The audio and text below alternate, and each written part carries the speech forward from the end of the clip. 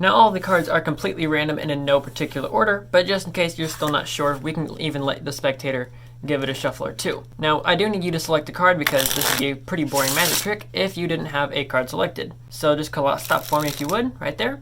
It's going to be your card. So make sure you have that down, and I'm not even going to look at it. We're just going to keep it buried somewhere in the middle of the deck, and we'll leave it about there. Now at this point, from the rest of the trick on, I'm going to leave the cards face down, so I never even have the opportunity to look at the cards to know which one could be yours. So I'm going to go through and put some cards over here and some cards over here. So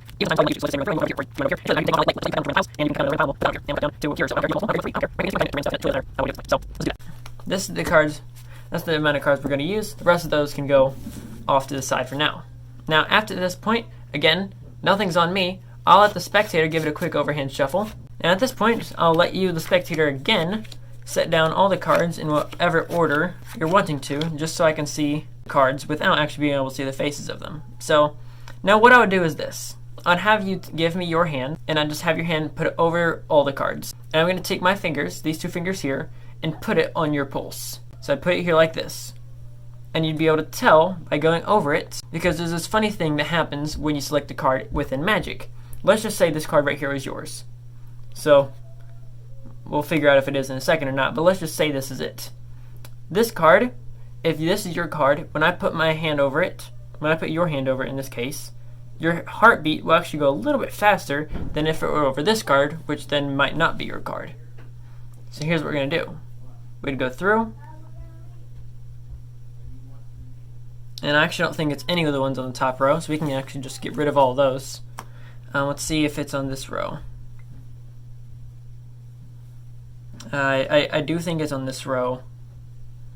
Yeah, I don't think it's on that one. Let's separate it. And I think it would be that one. Is your card the Queen of Spades? This is definitely one of my most requested tricks, and it's simply because, one, it's absolutely mind-blowing, and two, I've actually convinced people that their card is connected to their pulse. You need a one-way back card. I'll leave the full review in the description below if you want to check out that review, because I have reviewed this, and they are 10% off in the description below if you're wanting to check it out and save some money when you buy them. Now that you know that this is a one-way deck, you can fully shuffle it up, let the spectator shuffle it, it does not matter. Now that you got that, you're good, and you have to let them select any card they want to. So what I did was I used the draw control because it is both a selection and a control at the same time. So as I push this off, I push off 2, I bring this back, and I show them the second card. So in this case is the 5 of Spades.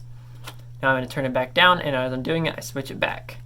Then I lose whatever random card this is, the Queen of Hearts, into the center. Now I know that their card is on top. I don't know what their card is. The first time I actually see their card is when I reveal it. This is truly face down the entire time. But what I see is that this loop is on the bottom. So I remember that, and I set this off to the side. Now that I see this loop is on the bottom, I will not use that one. This loop is on the top, so I can put that over here.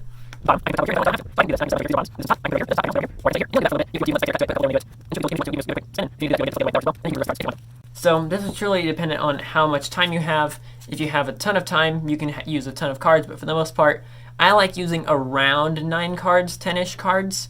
It usually works best for when it comes to performance. So now I have these cards. You can give it an overhand shuffle, but what you don't want to do is reverse the orientation of it. You do not want to do that. All you want to do is give it an overhand shuffle, or let the spectator give it an overhand shuffle, and it will never reverse the orientation. It will just reverse the order of the cards, and that is fine. You will lay them out, and as you're laying them out, you will look for whichever card is facing the other way. So these are all facing up. This is facing up, up, up. This one's facing down. I know that this is their card. And then I pretend like I'm feeling their pulse. Those are clearly not it. I can get rid of those.